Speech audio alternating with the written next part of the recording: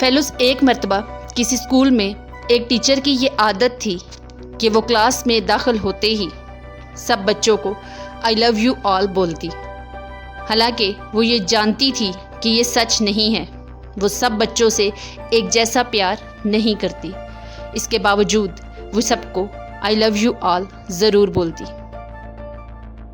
اس class میں ایک بچہ ایسا بھی تھا جو ہمیشہ بکھرے بالوں اور میلے یونیفارم کے ساتھ اسکول آتا، اور وہ بچہ اس ٹیچر کو ایک آنکھ نہیں بھاتا تھا کیونکہ وہ پڑھائی میں بھی کافی کمزور تھا۔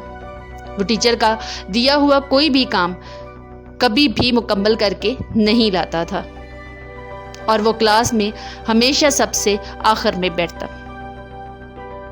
ٹیچر کو اس سے شدید ہیزیٹیشن محسوس ہوتی، لیکن وہ کچھ نہیں کر سکتی تھی کیونکہ وہ بچہ بھی اس کلاس کا حصہ تھا۔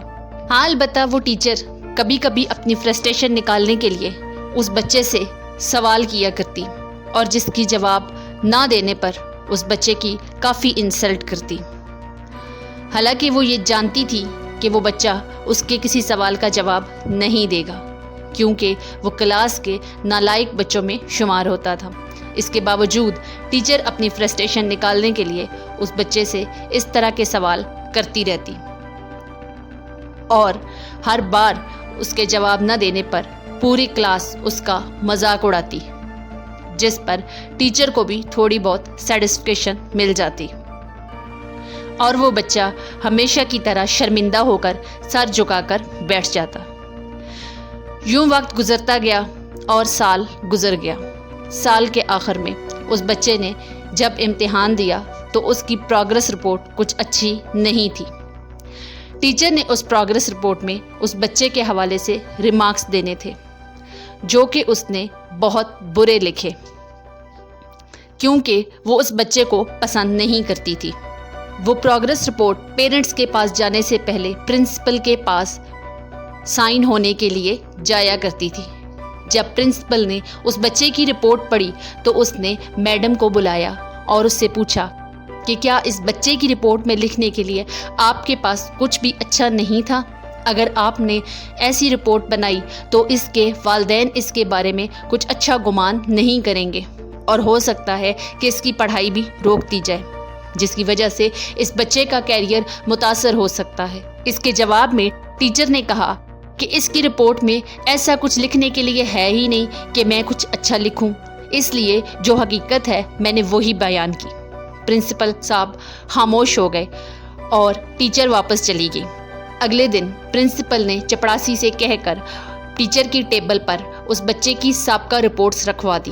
جب ٹیچر کلاس میں داخل ہوئی تو اس نے اس بچے کی رپورٹس کارڈ دیکھے اور دل میں سوچا کہ یقیناً اس کے یہ پرانے رپورٹس کارڈ اس نئے کارڈ سے بھی برے ہوں گے۔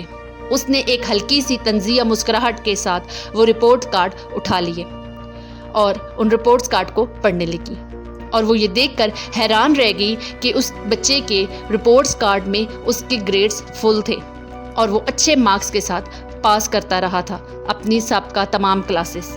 ٹیچر بہت حیران ہوئی اور اس کے ریمارکس پڑھنے کے بعد تو وہ اور زیادہ حیران ہوئی کہ اس کا شمار کلاس کے قابل بچوں میں ہو رہا تھا۔ جب ٹیچر نے کلاس 4 کی رپورٹ پڑھی تو اس میں لکھا تھا کہ بچے کی والدہ کی طبیعت اب ٹھیک نہیں ہے، جس کی وجہ سے بچہ مینٹلی طور پر ڈسٹرب ہے، اور پھر اسی طرح کی اگلی رپورٹ میں لکھا تھا کہ بچے کی والدہ کا انتقال ہو گیا ہے، جس کی وجہ سے اب بچہ مینٹلی طور پہ اتنا ڈسٹرب ہے کہ پڑھائی پہ بالکل توجہ نہیں دیتا اور نہ ہی اپنی ذاتیات کا خیال رکھتا ہے۔ جب یہ رپورٹ کارڈ ٹیچر نے پڑھی تو اس کی آنکھوں میں آنسو آ گئے اور اس نے سوچا کہ اس نے اس بچے کے بارے میں کتنا غلط اندازہ لگایا تھا۔ کاش کہ وہ ایسا نہ کرتی اور اس بچے کو بہتر کرنے کی کوشش کرتی۔ تمام بچے پاس ہو کر اگلی کلاس میں چلے گئے، لیکن وہ بچہ دوبارہ اسی کلاس میں اسی ٹیچر کے پاس آ گیا، لیکن اب کی بار اس ٹیچر کے رویے میں بہت تبدیلی آ گئی۔ اس نے اس بچے کے ساتھ اچھا سلوک کرنا شروع کر دیا اب وہ اس سے مشکل سوال پوچھنے کی بجائے کوئی بہت ہی آسان سوال پوچھنا شروع کر دیا، اور اگر وہ اس کا بھی جواب نہ دے سکتا تو پھر وہ اس کو جواب بھی خود بتاتی اور جواب دینے کے بعد اسے فورس کرتی کہ وہ اس جواب کو ریپیٹ کرے، اور اس کی ریپیٹ جواب پر بھی اس کو اپریشیٹ کرتی کہ اس نے جواب بولا ہے، اور یوں اس کی پوری کلاس میں تھوڑی بہت ویلیو بننا شروع ہو گئی۔ پھر آہستہ آہستہ وہ بچہ اس ٹیچر کے ساتھ اٹیچ ہونے لگا اور اس نے اپنے حلیے میں بھی تبدیلی لانا شروع کر دی۔ اب اس کے کپڑے قدرے صاف ہوتے اور بال بھی سنورے ہوئے ہوتے۔ شاید اس نے اب اپنا خیال رکھنا خود ہی شروع کر دیا تھا، اور پڑھائی میں تو وہ روز بروز دن بدن ترقی کرتا گیا اور بہتر ہوتا چلا گیا، یہاں تک کہ جب اس کے کلاس کا رزلٹ آیا تو وہ اپنی کلاس میں پوزیشن پر تھا، اور اس سب کی وجہ تھی وہ میڈم، جس نے اس کے لیے اتنی ایفرٹ کی، جس نے اس کو بہتر بنانے کی کوشش کی۔ میڈم کا رویہ دونوں صورتوں میں ہمارے سامنے ہے۔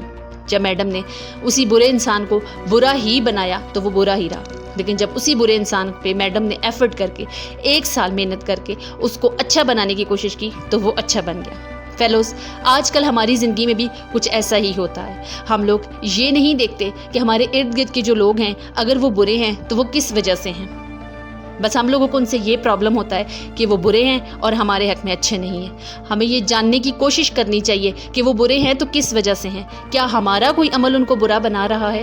اگر ہم اپنے اندر وہ تبدیلی لے آئیں تو ہو سکتا ہے کہ وہ برے انسان بھی ٹھیک ہو جائیں۔